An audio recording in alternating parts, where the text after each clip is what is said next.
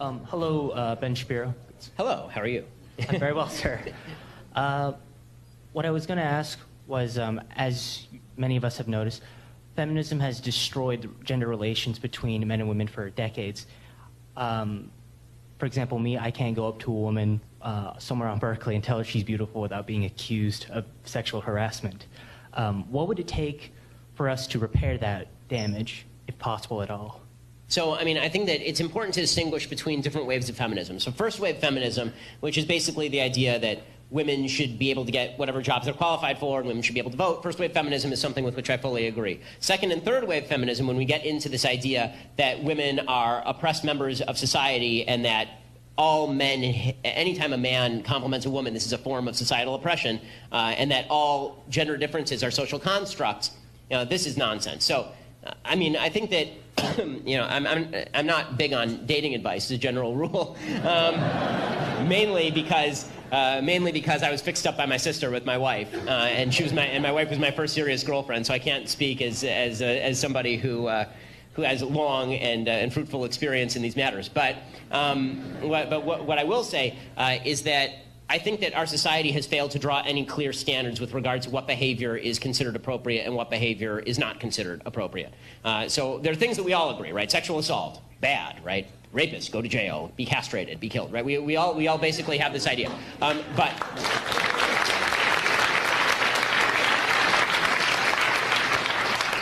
I mean, all that I can say is that if a woman is so deeply offended by you saying, I think you're beautiful, then she's probably not somebody you want to be dating. The real danger is that we are now creating a system where complaints could be filed against somebody for saying something as innocuous as I think that you're beautiful, which, again, one of the problems with standards like this is it's sort of like Justice Potter Stewart on pornography. I'll know it's bad when I see it, right? I'll know it when I see it. So there are a lot of women who would be very complimented by Tom Cruise saying they're beautiful and would be very insulted by Michael Moore saying they're beautiful. So that does not mean that Michael Moore is sexually harassing a woman by saying the exact same words that Tom Cruise is saying. It means that Michael Moore is physically repulsive. So that's...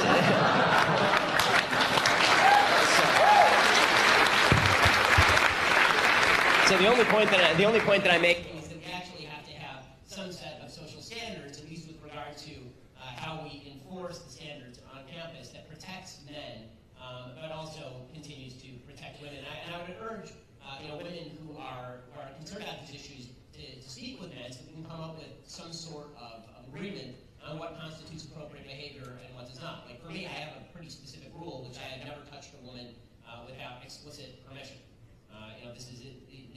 There's a lot of talk now in workplace, harassment and stuff. I think that's a pretty safe rule. But the same left that says that Mike Pence is approved for not going out to dinner with women who are not his wife suggests that if you do go out to dinner with a woman who's not your wife, then you may be sexually harassing her. So there are no clear standards, and so it's a bit of a disaster.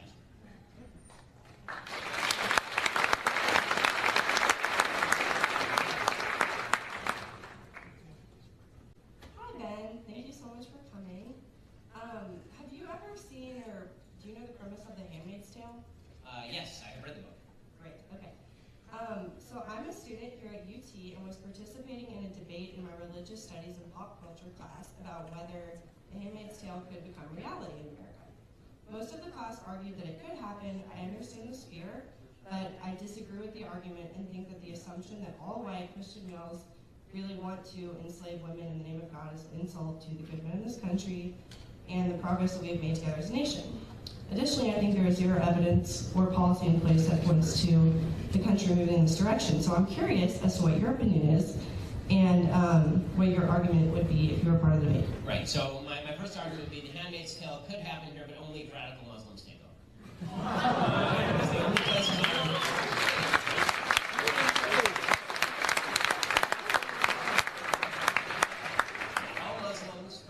radical Muslims, okay? Because the only regimes on earth that look like The Handmaid's Tale exist in radical Muslim countries like Saudi Arabia or Pakistan or Afghanistan. As far as the idea that America is standing right on the verge of this is such sheer and unadulterated crap.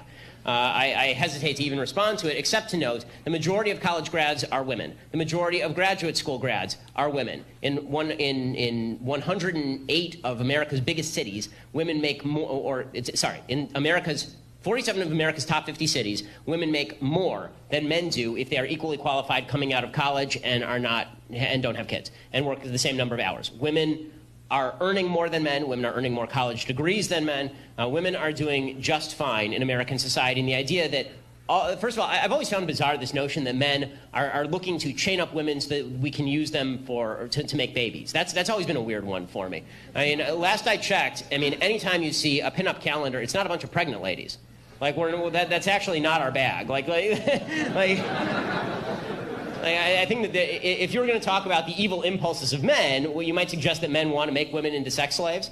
Okay, that would actually be accurate as far as the evil impulses of men. But thankfully, we have a Western civilization that prevents men from doing these things because men are not all pigs, contrary to feminist public opinion. Again, the idea that we just want women to be baby machines, I find absolutely bizarre. And I always do this, but I cite my own credentials here are that we have 2 kids. My wife is a doctor, and she spends more time out of the house than I do. My mom worked, my dad stayed at home. So this is not a society where I think we all have to worry about becoming of Ben, right? I don't think this is the, plus those costumes are so stupid. Really, again, to go back to my politically incorrect point, if men were to run a society where they used women as sex slaves, they would not presumably dress them like nuns. Probably not.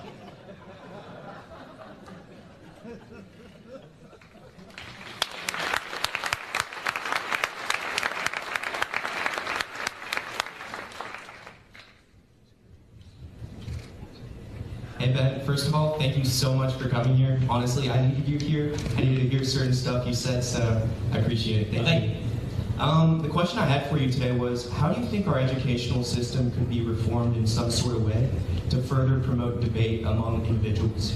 Okay, so, I mean, are you talking about the higher education system? Or are you talking? Okay, so the biggest problem in the higher education system right now is that it's a self-perpetuating aristocracy. Basically, you have a bunch of professors who get to determine who their PhD students are. If you are a left professor, the chances that you're going to admit a right-leaning PhD student is a lot lower than that you're going to admit a left-leaning PhD student. My answer to this is essentially the same as it is in all other areas of American life. Conservatives need to start their own universities, and conservatives need to start hiring people straight out of high school if they're qualified. Because I don't have tremendous faith in the debate system that currently exists in America's college campuses, having some significant experience with different college campuses that are not as open to it. And so I think the truth is I think that you can sort of gauge professor to professor. I don't want to pretend that every college campus is the same. When I was at Harvard Law School, I really enjoyed debating with my professors. I had a number of professors who were really far on the left and who enjoyed going back and forth with me. I don't think all professors are seeking to quash debate, but we have to be wary of the ones that are, and the only way to fix that is really twofold: having a competitor system of colleges, or having alumni be very much aware of the professors on campus who are seeking to quash debate and threaten to withhold their money from campuses in which this is allowed.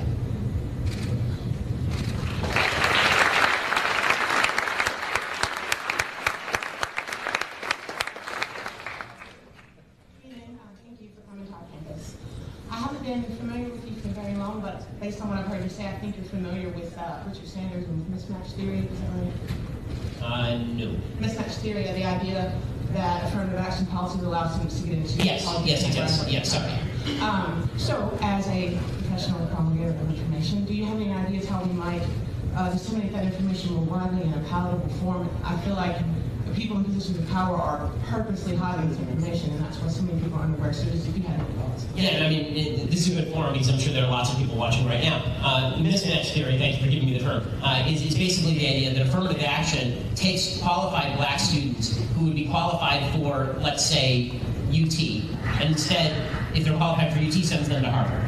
And then they go to Harvard, and they are more likely to flunk out, they're more likely to do poorly in classes, they're less likely to graduate at the top of their class, and this does them no favors. It's why the dropout rate among black students at top-tier colleges is much higher than it is among their students of other races, because affirmative action is matching people into programs where they don't actually belong based on extra points that are being given on the basis of race. It's a tragedy, because the fact is, especially with undergrad, it almost doesn't matter where you go to undergrad, is the truth. I went to UCLA and then I went to Harvard Law School. Wouldn't matter if I'd gone to Harvard and then Harvard Law School. UCLA is a plenty good school. There were people from UT who were in my class at Harvard Law School. Where you go to undergrad really does not matter as much as where you go to grad school, and you should have to earn your way in wherever you go, because then we know that you're qualified for the position that you hold, and you yourself are going to be able to stand up to the rigors of academic life.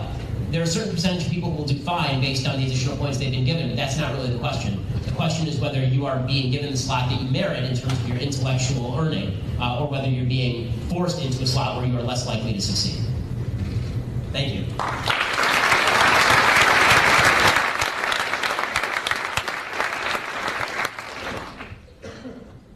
Hey Ben, my name is Freddie. I'm a Coptic Christian from Egypt, studying here at UT. Really happy that you're here. You're truly a role model for me. A question, but before I ask the question, I brought something for you. I don't know if I'm allowed to. Yeah, sure.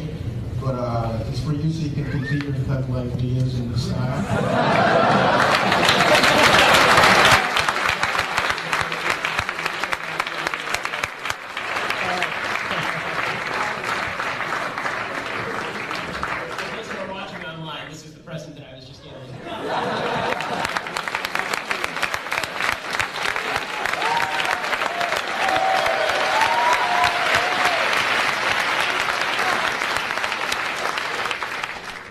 So now my question is, I grew up in Egypt. Obviously, I'm a Coptic Christian, suffered from persecution. So I came here 5 years ago, and I realized that a lot of people here are easily offended, and they haven't even been through like people burning down your churches. Yes. Yeah, exactly. And like a lot of discrimination that I've faced and all that. And I understand there's a little bit of discrimination, maybe some racism here in the United States, but the left makes it as if it's like really a huge deal, and it's like Saudi Arabia or something like that. So my question is, why especially the younger generation here in the United States are so easily offended, and I'm going to say it's soft? Yeah, I mean, I think that, as I said in the speech, I think that because people have not been taught what it means to be a good human being, and I think being a good human being means essentially taking responsibility for your actions at root, it's much easier to perceive yourself as a victim. It gives you an easy out. Things are bad in your life, well, just blame somebody else. You know, you're not succeeding, someone you know isn't succeeding, it must be due to some societal obstacle. Now, as I've said 1,000 times, and I'll say 1,000 more, if you can show me a specific instance of discrimination happening, then I'm perfectly happy to stand next to you, as everyone I'm sure in this room is, happy to stand next to you and protest it. But instead what we get are broad generalizations about racism in American life. There's no way to fight that, and it's really just virtue signaling, because then as soon as I say, well, you know, I don't see evidence of broad discrimination in American life, oh, you're ignorant. Oh, you don't want to look it in the face. You're not acknowledging your white privilege. And it's like, well, no, I like evidence for my propositions. And if you are going to suggest that all of America is racist, then they need to answer your question, which is no. Like, why? Where are you seeing this? There is virtue that has been attributed to victimhood, and when you take away somebody's victimhood, they feel as though you have attacked their identity, which is one of the reasons I think that I get protested on campuses, because I say so often that if you're a woman in America, you're not a victim. If you're a black person in America, you are not inherently a victim. If you're a Jew in America, you're not a victim. If you're LGBT, that doesn't mean you're a victim, right? You have to show me how you were victimized, and then we can talk about whether you're a victim. But people's feelings are easily offended when they have invested their entire meaning in being a victim. And as I say, you can invest your identity in, I'm a hard worker, or I'm a good person, or I'm a person who tries to fulfill what God wants of me. Or you can invest your identity in, I'm a victim of society. And however somebody threatens your identity, you're going to be upset. And so if I threaten your identity as a victim, or you do for saying, you know, you're not a victim, then you are going to get in hot water with all those people. Thank you.